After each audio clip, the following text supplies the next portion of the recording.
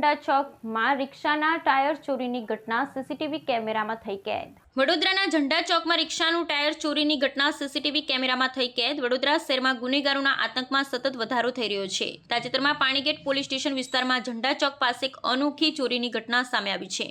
અજાણ્યા શખ્સે રસ્તા પર ઊભેલી રિક્ષાને ઊંચી કરી તેનું ટાયર ચોરી લીધું હતું। આ ઘટના સીસીટીવી કેમેરામાં સ્પષ્ટ રીતે કેદ થઈ છે, જેના આધારે પોલીસે તપાસ શરૂ કરી છે। આ પ્રકારની ડે લાઇટ ચોરીઓથી શહેરના નાગરિકોમાં ભયનું વાતાવરણ ફેલાયું છે। લોકોનું માનવું છે કે ગુનેગારોને પોલીસનો ડર રહ્યો નથી અને તેઓ ખુલ્લેઆમ ગુના કરી જાય છે। ખાસ કરી વ્યસ્ત વિસ્તારમાં આવી ચોરી થવી ચિંતાજનક છે અને પોલીસની કામગીરી પર પણ સવાલો ઊભા કરે છે। સ્થાનિક વેપારીઓ અને વાહન ચાલકોમાં પણ અસુરક્ષાની લાગણી વધી છે। પોલીસે સીસીટીવી ફૂટેજને આધારે ગુનેગારોની ઓળખ કરવાની પ્રક્રિયા શરૂ કરી છે, પરંતુ હજુ સુધી આરોપી પકડાઈ શક્યો નથી। શહેરમાં આવી ઘટનાઓ વધી રહી છે, જેને કારણે પોલીસની પેટ્રોલિંગ અને સુરક્ષા વ્યવસ્થામાં વધુ કડકાઈ લાવવાની જરૂરિયાત છે।